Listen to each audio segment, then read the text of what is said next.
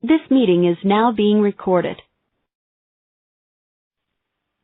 Hello, everyone. Happy Monday. Sorry for the delay. We had an issue with the link, but I think we're good to go now. Everyone is currently muted, but if you have questions, go ahead and type them in the chat, and then we'll unmute everyone for the discussion the second half of this. So this is the QIO Collaborative. So we have both Phase 1 and 2 on the call today. And then we have our Programs Initiatives Unit to support any topics that might come up related to Go For It implementation. And Amanda Sutton is on the call as well. So on the agenda for today, we'll review the purpose of these calls, go over updates and reminders, review results, talk about what's coming up next, and then we'll have an open discussion, which is where I'm hoping we can spend the majority of our time. So the purpose of these calls are to provide updates related to the QIO, review statewide results, offer resources and clarifications, and then similar to your Go For It community of practice calls, we really want this to be a forum where you can share and learn from each other. So now on to updates and reminders. Here's our review of kind of the high-level QIO process from the beginning, just to see where we're at. So Phase 1 community started testing our draft QIO tool in August of 2016, and the state team tested the tool as well. And then we made modifications based on feedback and finalized the tool in April, which is when Phase 1 began using the QIO. Phase 2 received the QIO training in August and then started implementing in September. So they've been using the QIO for a couple of months now. And we plan for Phase 3 to implement in March, but this will depend on when they become fully implemented with Go For It. And then we anticipate all communities will be using the QIO by July. And as you can see, we have 4 phases of the QIO implementation rather than the 3 cohorts of Go For It. So not all Go For It cohorts are necessarily implementing at the same time. It just depends on when they become fully implemented. So here's our list of those phases. And right now we have Phase 1 and 2 using the QIO. So Phase 1 is Imagine, Inspiration Field, Mountain Valley, North Metro, and Southern.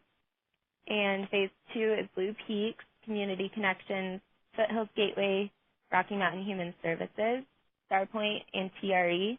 And I think we have someone from almost all of the communities on the call today, so that will be really helpful for our discussion later. And then I also wanted to review the QIO cycle again.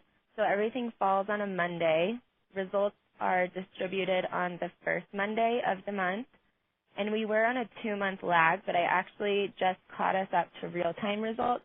So beginning today, you'll receive results from the previous month's self-assessments and verifications. And I'm hoping that this will help you be able to use those results in a more timely and meaningful way because we were looking at several months in the rear before. So hopefully this is more helpful. And then we have, as you all know, the self-assessments distributed on the second Monday of the month and due on the fourth Monday of the month. And we have this schedule set to align with our reporting requirements and everything that needs to occur within a 1-month cycle. So that's why we have that timeline in place. Now on to some reminders. So please remember to enter the correct information on that first section of the QIO, such as the IFSP number, IFSP date. I have also misentered information. It just makes it difficult when I'm running the data analysis. I have to manually correct some things and it takes a lot longer. So just keep that in mind. And something that I've found helpful is to copy and paste some of that information directly from the IFSP, and that's helped me to prevent those errors. And then also remember that we have the QIO user guide posted in the chatter and on the EI Colorado website. And that can be helpful for new assessors. So I know a few of you are starting to bring in additional assessors to divide up the IFSPs more. So that's a great resource to refer them to. There's some important clarifications in there that aren't on the tool itself. And then lastly, we have the Practice QIO tool available. That was sent out, and then I just posted it in the chatter as well. And it doesn't look like anyone has used that yet, but I think it could be a great way to share these expectations with your staff, and you can use it as a training tool. So you can make that available to anyone at your CCD. So now I want to review a clarification on applying the overall section rating. This can be confusing because it is left up to assessor discretion, and it's not always black and white. But we left this open to make so the assessors can make the final call, because we can't always rely on those calculation totals. So if we look at this example, and we'll start on the green track here, we have 4 acceptable items checked and 0 not acceptable items checked. So on the green track, let's say there's 8 total acceptable checkbox items. So that means that we have 4 of the 8 selected. And if we look at the calculations alone, we might be inclined to rate acceptable. But if we consider that only half of the acceptable criteria was met, then I would rate that section somewhat acceptable. So I think it's important to consider the total number of checkbox items that there are in a section and not just the calculation. So now if we follow the blue track and we have the same total of 4, but there's only 5 items total, that means that we've checked almost all of the acceptable criteria, and I would rate that section acceptable.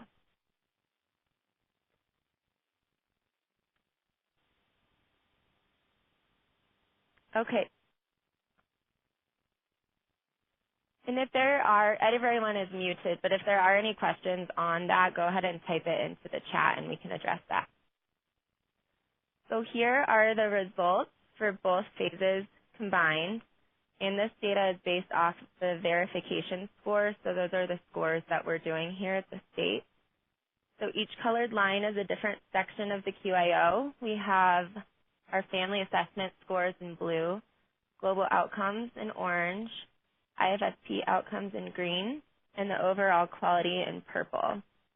So we see a lot of ups and downs. However, over time, we can see that the quality is definitely increasing, which we're all really excited about.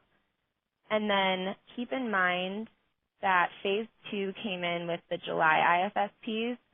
So we noticed a small dip, but that's something that we would expect adding in a full set of baseline data. And then also keep in mind that the acceptable criteria is based on new process. So we don't expect everyone to be at a 2 right off the bat. We're collecting the baseline data so that we can see how quality is increasing over time and then help you support that increase. And I also want to review the percent agreement in each section and between phases. So the percent agreement is looking at how close the CCD self-assessment scores are to the ratings or the verification ratings completed on our end. So if we look at phase 1, we see a very high percent agreement in all areas, which is great. And we wouldn't expect to see this from the start, and phase 1 has shown an increase in their percent agreement over time. I mean, if we look at phase 2, it's a little bit lower, but you're starting off pretty high, especially since you didn't participate in any of the testing. So we'll expect to, or I'm sure we'll see that increase just as everyone gets more comfortable with the tool and get some questions answered as you get into using it.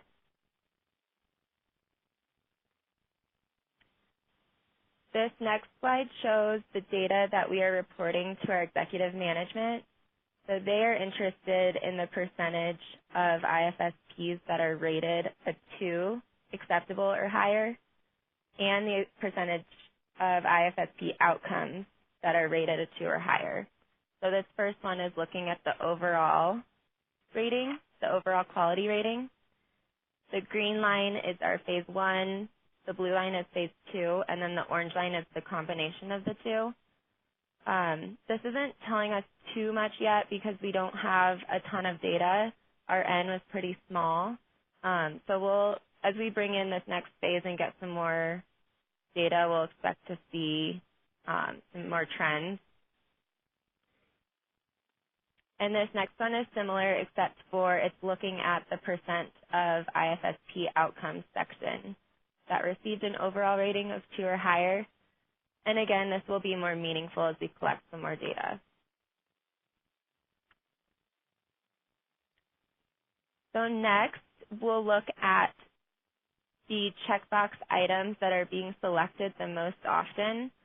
So this can help us identify training needs and then also see where we are excelling.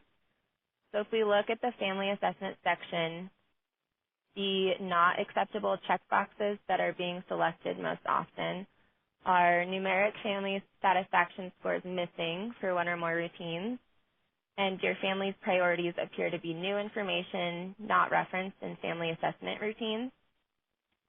And then under the acceptable criteria, we're seeing routine information includes time of days that are going well, and 1 or more routine provides some information about this child's level of engagement, social interaction, independence, and social relationships, so ICER.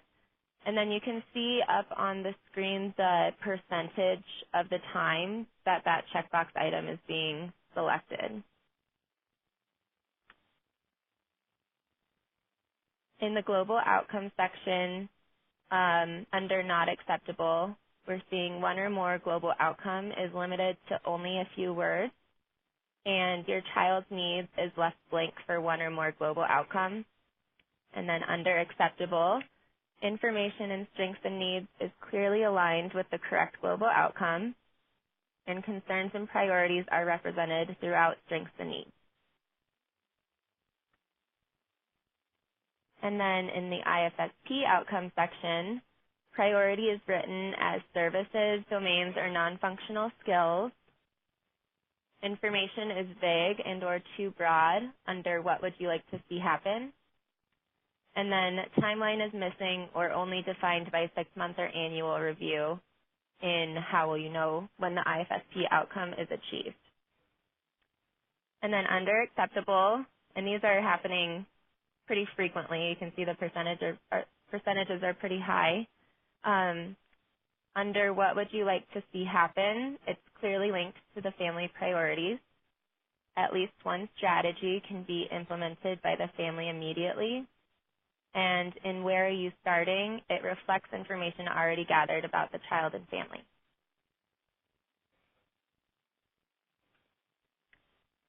We're sharing these results and CCB-specific results with the Program Initiatives Unit on a monthly basis, and we're exploring ways to infuse this information into training and targeted TA. And we also hope that these results can help you guide internal training.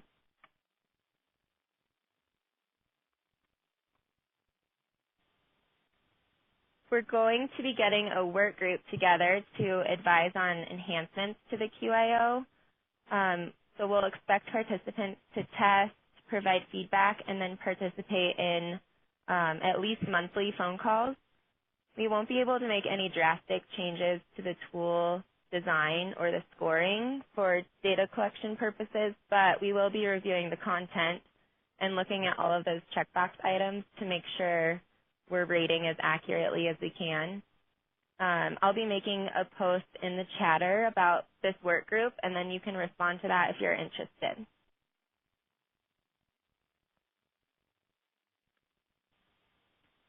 Okay, now on to the discussion. So I'm going to unmute you all, and I would love to start out with hearing about how some of you are incorporating QIO results into your current process. I know some communities aren't there yet, but thought we could hear some ideas from those of you that are doing that. All guests have been unmuted.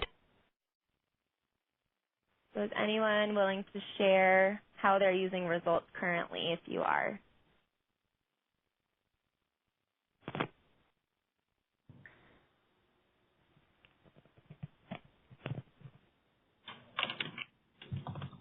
Hi, Ashley. This is Pat Smith over at Community Connections. Hello. And I kind of like this because otherwise I wouldn't be looking at the IFSPs as closely as I am. We have a couple of service coordinators who have been doing it for so long. It's really hard to get them to change their methods, even though we've been through all of the Go For It trainings and know what we're supposed to be doing. It's sort of a tough transition for them, I'm finding. So with this tool, I have something solid behind me to say, hey, our ratings are really looking a little dismal. We've got to get on par with what we're supposed to be doing. So in that respect, it is changing our process a little bit. Good. Well, thank you. I see in the chat from Laura, we're using the assessment results during supervision. And then Jody, we're reviewing the results with service coordinators and taking a closer look before approving them in Unicorn. And Kelly, we are using results in one-on-one supervisions with service coordinators and also taking random samples and rating them as a group during staff meetings. So those are all really great. I like that, reviewing it as a group.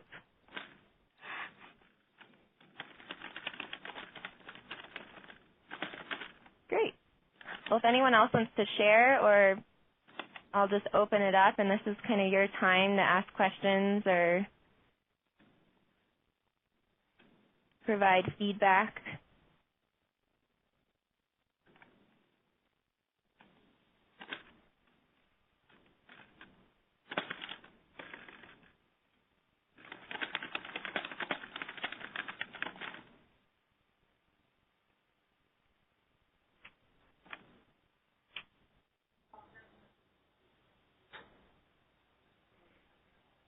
Hey, Ashley, this is Amanda. I don't know if this might be useful for everyone, but the slides that you had about the checkbox items with percentages, I don't know if anyone wanted to look back at those. And I'm curious if people are feeling that way when they're rating the areas that you're finding that are not checked often enough, or the ones that we're hiding that are really good. If that's not useful for everyone, but I know that insight would be interesting to hear across the group.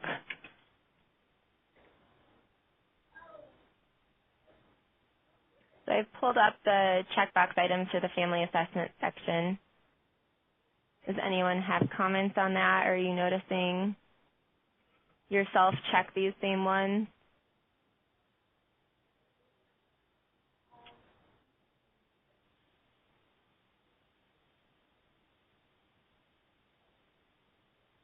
I'll kind of flip through so you can see each section.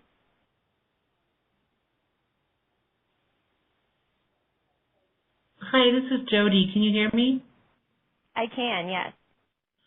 We find ourselves checking these boxes. It just really aligns with the issues that we were having. And the interesting conversation that it brought up for us was around the priorities that the parents have not being linked to the family assessment. And it has led us to want to tease out a little more conversation when we do the family assessment, because maybe what is on the referral is listed as a concern, and then when they do their family assessment, the family's listing the child's routines and everything, but not really bringing up the concern that was in a referral until we talk about the priorities. So, and we've been chatting about how that doesn't come out during the family assessment and why, but that's the big area for us that has been a heads up that we've learned by doing these reviews. Okay, great.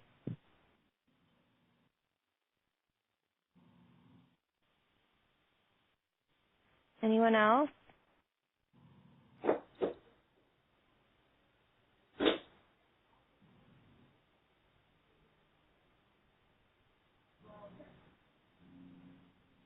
And Kelly says she feels like that's accurate based on what they're seeing at North Metro.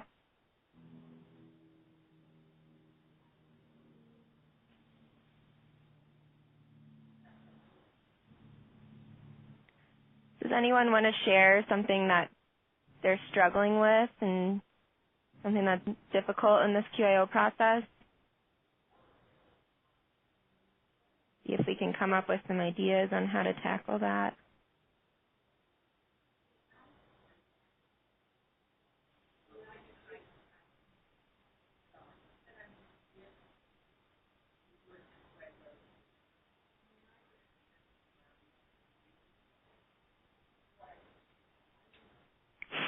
Hey, Ashley, it's Amanda again. I know just looking at what you have up here, it looks like one area that, at least based on your percentage, that looks like it might be a struggle is that defining the timeline. And I don't know if anyone in particular feels like they have service coordinators or someone on their team that is doing that well, that could share maybe either a strategy or technique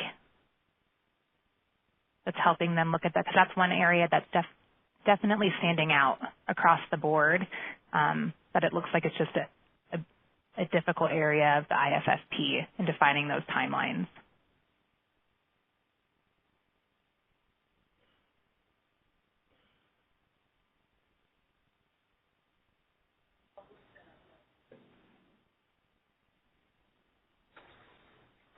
This is Kelly from North Metro. I think that's just a difficult area in general to have conversations with the family about during the IFSP to see what's kind of realistic. Because I think from families we often hear, well, I want them to do it all of the time. Or, I want them to do that now. Or, I think it's just a hard conversation in general, and I think so service coordinators have just had to be really mindful about how they present that information when they're looking at having that be measurable and having it make sense for the family. Right. So if anybody has any ideas on how those conversations can go better, I think we'd be really open to hearing that.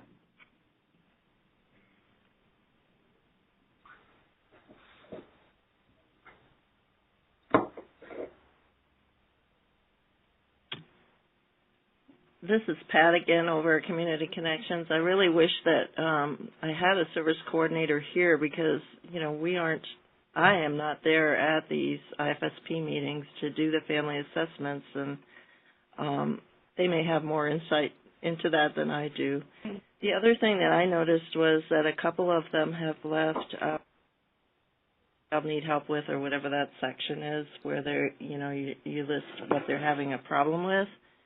I think sometimes it's nice for families not to have problems in some of those boxes, and you get scored lower if you leave one empty. So I'm not sure about that whole process. Are you referring to the strengths and needs on the global outcomes page? Yeah, I think, if they're doing really well in one of those areas, I've had to score down because there was no information entered. Right. Does someone from the Program Initiatives Unit want to elaborate on that? Sure, Pat. This is Lenita, and I think really just having a discussion with them about, even if we feel like a child is on track and has all age expected skills, in that needs section we would still expect to see next steps. And so I think that's the piece that why we're seeing blanks there. But, I think just reiterating that that's really our evidence for how you're coming up with the rating. So even if you're giving them a rating of all age expected skills, we would still want to see how we're going to support that child moving forward. Okay, so I should stress next steps as opposed to what they're struggling with. Okay, that makes sense. Right. If they're at all skills expected. Otherwise, they're going to have needs, right? Right. So I do think, that's feedback we've received is that it's challenging if they can't determine any needs. So that's when you would do the next steps. Okay. Well, that makes sense, but it just seems like it's kind of nice for the family sometimes to see, that they are up to snuff, and maybe we don't have to think about what the child's not doing in that particular and you outcome. would have that conversation with the family as, wow, everything is what we would expect for a child of his or her same age, and we don't have any concerns in this area. These are some things you can think about supporting your child with moving forward that are what all children of this age would be doing next. Okay, that makes sense. Thank you. Sure. Pat, I think this is Jody. We wrote a few phrases that a service coordinator has been using that says something like, while this is an area of strength for this child and they are meeting age-expected skills, some natural next steps would be ... so that we differentiated from it being a need where they're not meeting expectations to being what next steps would be if in that area they're meeting all age-expected skills.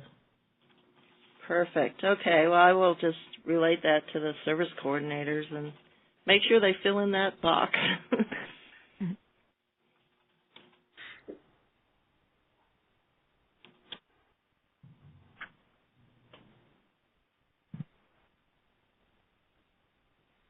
Does anyone else have, sorry, go ahead. Oh, no, it's Amanda. I just wanted to take a moment. I know that we put it out to the group, or at least Kelly did, of ideas for thinking about that timeline and how to do that. And I'm thinking silence means that that's a struggle across the board. I didn't know if there was anything maybe from our program initiative unit team, just even a tip that we could give and share with the group. I know some people on the call today have attended the family assessment training that's been put out, but some have not. But if there's something, a takeaway maybe that you could share with the group. Sorry to put you on the spot. So this is Laura. Can you clarify for me what the struggle is a little bit more so I can provide more targeted guidance? Yeah, Ashley, do you want to go back to that checkbox item? Yes. I think it's very specific. So it's that third one with the red checkbox. The timeline is missing or only defined by 6-month or annual review. And then I think Kelly's feedback was that it can be a difficult conversation and coming up with what's realistic and what works for the family. Yeah, definitely, Kelly. I understand what you're saying here because family is like, I want him to talk all the time. I want him to talk all the time during the day. And so a great way to talk with families about that is just to say, one, you know more about the family because the family assessments are getting so good. So you may know something that they've identified as a part of their day that's really difficult. And so you could say, you've identified that this time of day is challenging because he's not talking. And this is what he's doing now. Let's think about what the next step would be during that time of day. And I always do talk with families about the fact that in IFSP land, the measurable piece is how the family will clearly know when a routine that they've chosen as a priority has changed. It doesn't mean that skill is not going to be generalized throughout their day, and that's what strategies are for. So it's good to talk with families about the fact that, that we're looking at this as a point in time, but the strategies we're using to make sure that Joe has a better experience with mealtime or whatever it is are going to help him communicate all the time during the day. And then if I hear you say, too, sometimes it's tricky because the parent has higher expectations than the child could reasonably be expected to achieve based on the skills they have at the current time. And in that case, I think you're always having to reinforce what the family is concerned about. Great, I know you really would, Joe, you want Joe to be using sentences like his 2-year-old friend, let's talk about how we are going to work towards getting Joe there. Right now he's here. The next step that he has to learn, the skill he has to learn in order to use sentences is this. So that's what we're going to work on right now. If he accomplishes that, great, we'll review it and we'll talk about what the next step is. So I'm hoping that I'm answering some of your concerns about that, because I also agree that that can be a difficult conversation to have. It sometimes seems like you're starting over. So build on what you know.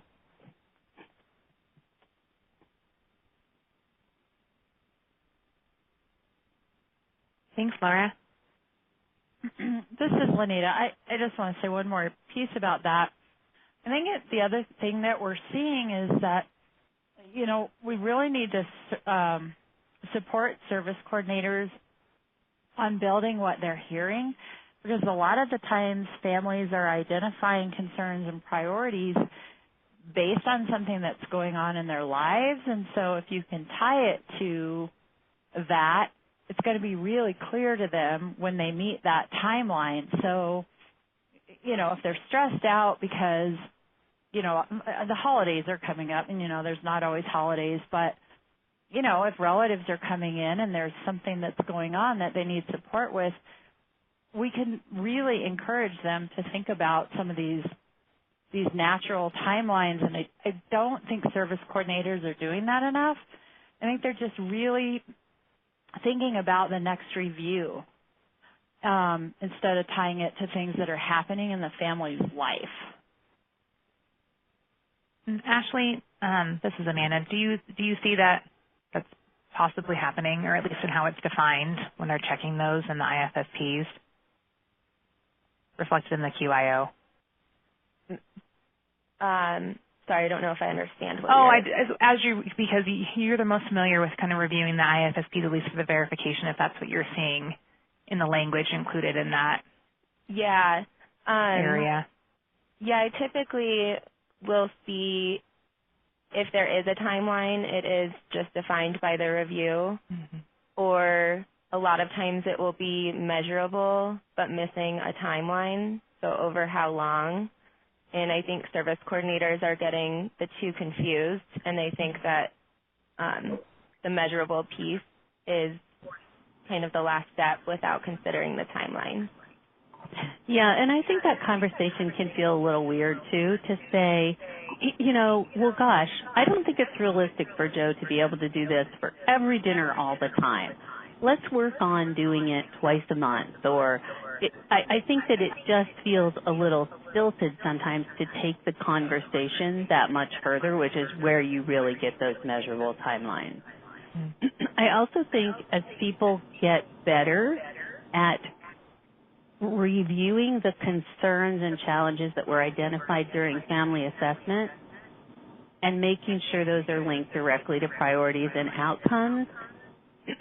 I'm sorry I'm getting an echo. I don't know if you are or not. But it's much easier to write a measurable outcome about how a routine is going to change and how the child's participation in a routine is going to change than around skill development. Hi, this is Laura Verrata up at Foothills Gateway. I'm also getting the echo, so I'm not sure what it's not just isolated to you, Laura. But I definitely agree with what everybody's saying. We've spent a lot of time on this whole concept of adding the additional measure so that you have two measures within the outcome. And the feedback that we've gotten from service coordinators is that, you know, this entire process is feeling really family friendly, and then that last part of having to add that additional measure makes us feel like we're in an IEP meeting instead of an IFSSP meeting. And so they're just feeling like then it takes it away from that family-centeredness and turns it into a goal instead of an outcome. That's the feedback that we've received from service coordinators. I think that's great feedback, Laura, and something for us to definitely think about. Is there a way that we can provide some TA or support around how you can develop those measurable outcomes? And I think I'm going to do some research around that, too, to see what the national experts are saying about that as well, because I really appreciate that feedback. And something I can do too, which might be helpful, is pull a couple outcomes that do have a timeline on there to share as an example. So I'll look through some of the IFSPs that we're assessing. And thank you. I don't think it's that we need examples. It's really easy to add that additional time frame, and it's really easy to do it when when you're in that mode of developing the outcome. It just really feels like it gets away from the family-friendly nature of our program and then requires us to kind of define if mom says, oh, I'd love him to do it 3 nights a week during our dinner time routine. And then, we can just say, okay, and over what period of time would you like to see that 3 nights a week? So it's not a matter of, it's easy to add that additional measure. It just doesn't feel quite as family-friendly as the rest of our meeting has. Okay, that makes sense. And this is Kelly again, and yes, that's exactly my point. I think that was said perfectly. I think we're doing a really nice job tying it to a routine. We're getting the measurable criteria in there, but I think what's really tripping the service coordinators up is how to have the conversation about the timeline. And then it just kind of feels, I think they're feeling like it's kind of awkward. Yeah. And this is Amanda. I know that I'm thinking how many calls ago this might have been. I think it's been a while, where we talked a little bit more about just having that conversation of how really this should be from the perspective of the parent. So that way when they're thinking about it, they're not thinking tallies in their head, and they're not, the example that you gave of it being an IEP and a goal, and we're keeping track of that on paper. But if you were to ask them so that they didn't have to put that much effort into thinking, oh, I clearly know that's, we've got there and we've been there. So I think it'll nice, Laura, and looking in kind of naturally how that's playing out and sharing that back. Great, thank you.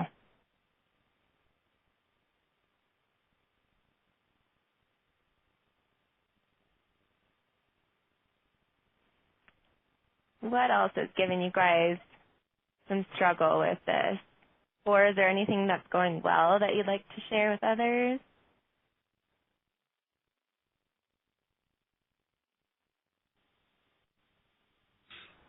It's Laura up at Foothills Gateway again. I do think there are lots of parts that are going well. I think it's awesome how we have come to a place where we're requiring the use of the routines-based interview. And that's because I was trained in that several years ago. It's been really nice to actually have a platform in which that we need to make sure that that's how we're facilitating those initial IFSPs. I think one part that's been hard for our providers is that as we've gotten used to it, the meetings are taking pretty considerably longer, and providers are having a hard time adjusting their schedules to that. And also, that's been our expectation for them, but just we've had providers that will get up in the middle of meetings and say oh, it's taking too long, we have to go, and that doesn't feel good from a family perspective. So, it's always the independent contractor challenge. How do you get independent contractors to do what you want them to do? Right.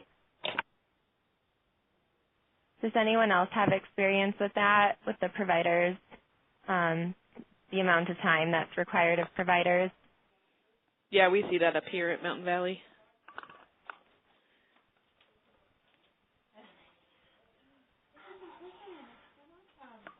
Does anyone have any recommendations or things that you've put into place that's helped that?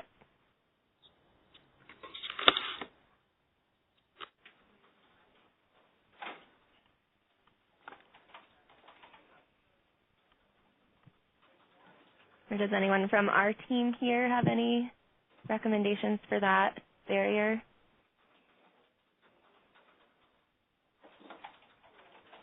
I think that what we found with Cohort 1, and some of you I know are in Cohort 1 of Go For It, is that it just really is a process of, understanding that things are being done in a different way. And I think that every community is working that out on an individualized basis. But we have heard that in other places that, providers are used to budgeting an hour and they don't want to stay past an hour. So I know that some of the communities I've been working with have certain the longer slots that providers are saving for the IFSP development. So I think that it's being addressed in a variety of ways in different communities.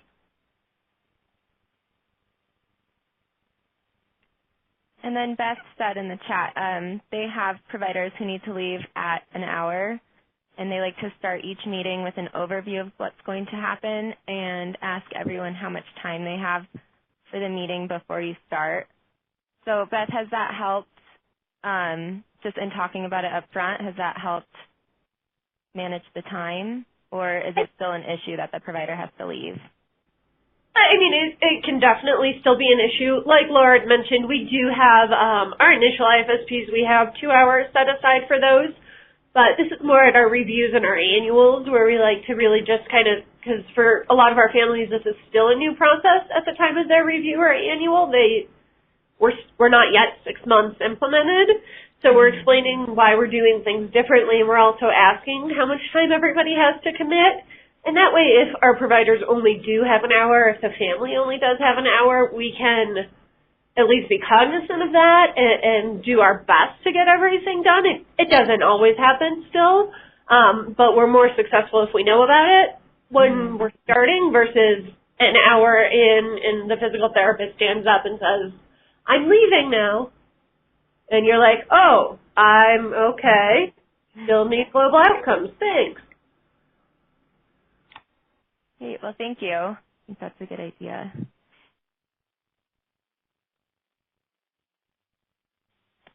This is Amanda. I just had a question to the group. I know we're still fairly early in the process of using the QIO, and many of you are sharing the results back with service coordinators. Are any sharing or think that they may share this information or the data back to providers, that you're gathering this information about the IFSPs? This is Kelly at North Metro. We just had provider meetings last month, and we did share with them the QIO. We put the practice tool, the word practice tool, together and kind of highlighted some of the areas that were acceptable and just kind of talked through that a bit. I think the struggle with that is we hold provider meetings. They're not necessarily required, so sometimes we don't get great turnout. And the other piece, I think, is that you work with big provider agencies who employ lots and lots of providers or have turnover. And so you're sharing the information, but you're just not sure how far forward it's getting carried to. But yeah, we are starting to talk about it more with providers. Well, this is Lanita. Kelly, I'm guessing that the providers that show to those meetings are probably not necessarily the ones that need to hear the feedback as much as some of the others that may not come to those. Yeah. Oh, that is the truth, Lanita. We had we hosted a Go For It refresher where we planned, and we actually did lunch out of our Go For It budget and planned this yummy lunch and made all the service coordinators, required them to go. And there were 3 providers that showed up. Oh, disappointing. Does anyone, are you guys putting out regular, provider newsletters or online newsletters that you could put some of this feedback for providers in? That is our, this is Kelly again, that is our project for the new year. We're going to do a quarter provider newsletter along with a quarterly meeting. So they'll kind of piggyback each other. But yes, that is our project for the new year. Great. That's exciting.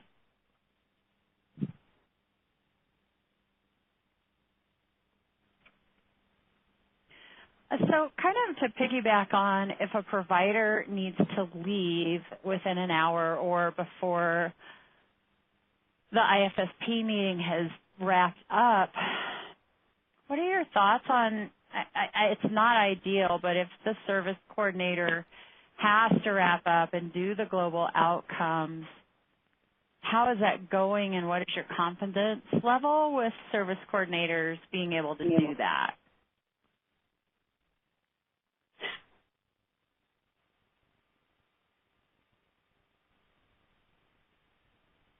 I think it's 50-50. I think there's some service coordinators I would feel really great about doing that, and then there's some that I wouldn't.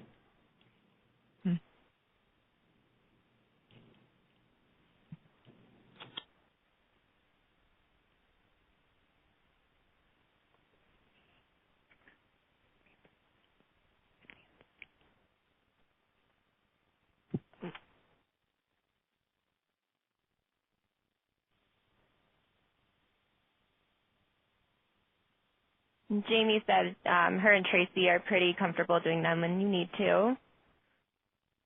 Good.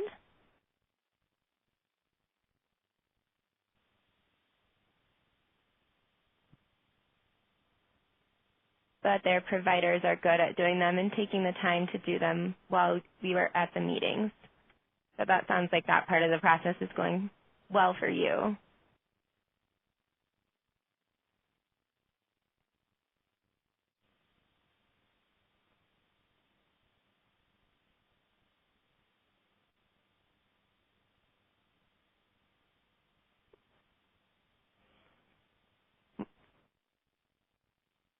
Does anyone want to share maybe why their service coordinators aren't as comfortable doing that part of the process on their own? Is it because of the age anchoring, or what part of that is the most difficult? Hey, this is Rocky Mountain. I would say we're less than 50% confident in our service coordinators doing that without a provider. Mm-hmm. I think a big part of that was it was not our service coordinator's responsibility to do the global outcomes rating before we implemented Go For It.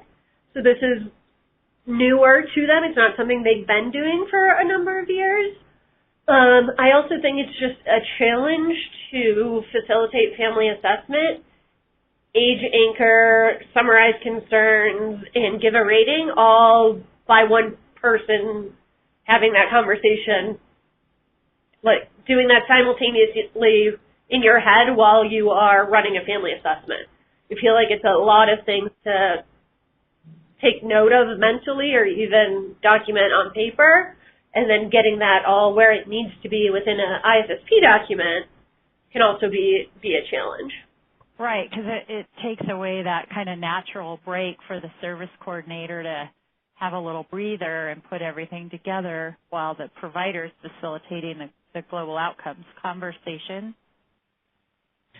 Yeah, I agree with everything that Beth said, and I also would add that traditionally service coordination has been kind of an entry-level case management position, and so I don't think probably half of the service coordinators that we support really have the professional knowledge nor the knowledge of child development nor the expertise in order to be able to age anchor, facilitate family assessment at the same time. I mean, it's a lot to get some of them to even be able to facilitate an RBI.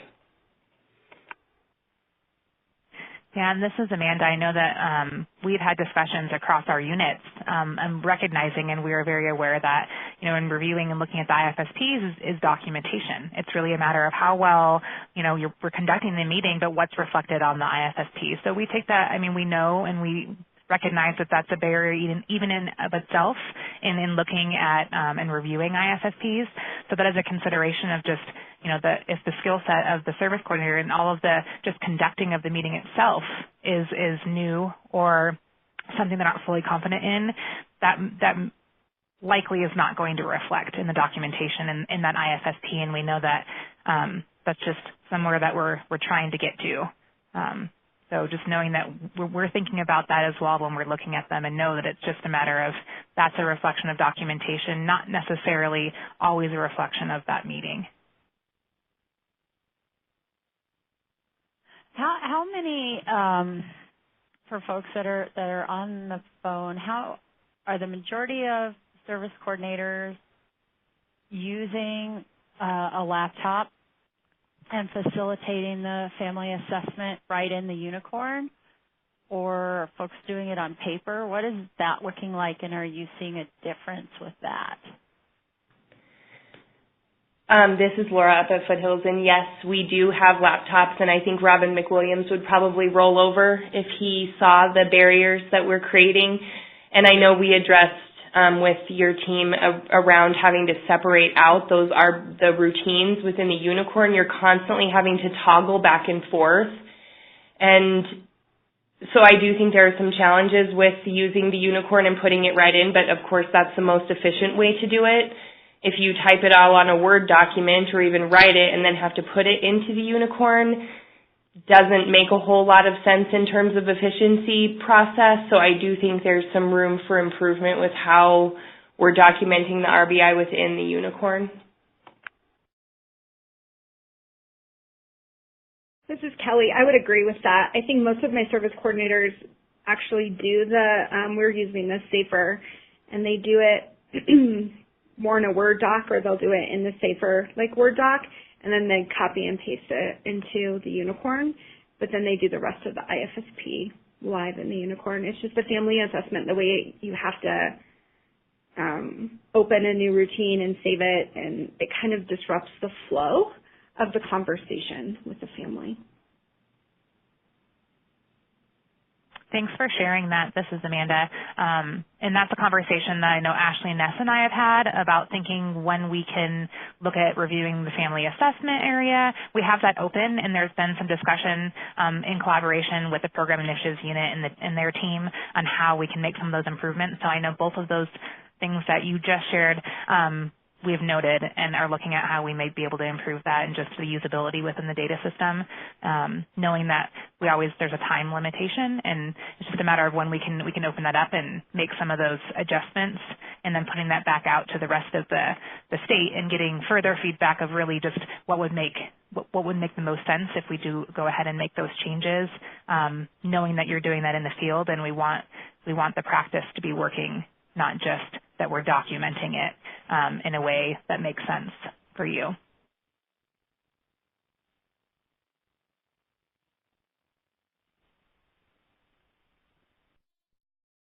Right. Well, we're coming up on the end of our time here. Does anyone have any final thoughts or questions to put out there for the last couple minutes? This is Kelly. Sorry. Go ahead. Go ahead. You go. Okay. I just had one other thought on the drop downs for the global outcomes. What do we do if there's no exit? Like, I know that you can see if obviously there's no entry, there's no exit if a child's not going to be in services for a certain amount of time, and you guys can see that because of the date of birth and whatnot. But we run into situations where we've kind of lost a family right at the end, and we have an entry in there, but we're unable to put an exit in there. And so I'm not sure on a data side how you guys see that. We had addressed that with Ashley Ness and said that, yes, there isn't a way that EI Colorado would be able to capture that right now because there's no, checkbox or anything in the unicorn that says that you couldn't complete it, like how there was that part on the cost that you would put in the provider database. It doesn't exist in the unicorn. I don't know if there's any follow-up on that. This is Amanda, and there isn't. I mean, we could think about adding something, but it's actually irrelevant because we just remove that child from when we're looking at the scores at our annual data review. They just get removed. It doesn't matter what the reason is, unless there's a reason that we wanted to look that deeply into it. It just felt like that would just be one more thing for you to have to track. So if if for some reason they drop off, we can think about that further, and I can bring it back to Ashley Ness because I know we've had those conversations. But one less thing for you to have to track. And you're closing out the IFSP anyway. With the closed reason. That's cue to us that, of course, there's no entry or exit because they're closed out. So, and Ashley will look at that closed reason first before we even look. And we know we're just getting into looking at some of those exits and when we've been seeing those exits in the unicorn. Okay, great. Does that answer your question? Okay, good.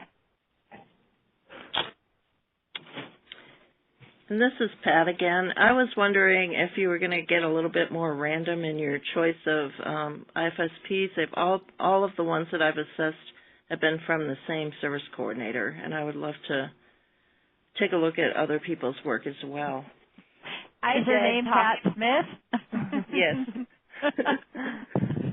I did talk with our data analyst who pulls those samples, and the randomization is working properly, just depending on how many IFSPs are completed by a particular coordinator in 1 month could cause them to be selected more often. But I can kind of eyeball that, and if I see the same over and over and over, I can just rerun a sample pull. So we'll keep that in mind and try to mix it up for you. Thank you. That would be great. Yeah. Pat, are they all yours? No, I'm not doing service coordination anymore. Thank goodness, because I probably wouldn't score that high. It's tough to get all of this stuff captured. And I can't even imagine doing having the service coordinator do the age anchoring and the global outcomes. That would be a nightmare, I think. I don't know how they would achieve that. It's definitely not ideal. Yeah, we need those providers in there helping us out for sure.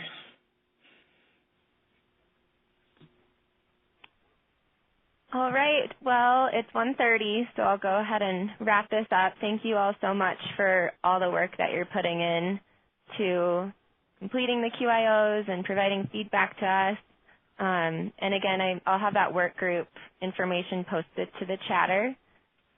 And then our next call will be Monday, February 5th from 1 to 2 p.m. Unless there are a bunch of people that can't do that time, then I'll send out a doodle poll. And thank you, and have a happy Thanksgiving, everyone. Thank you.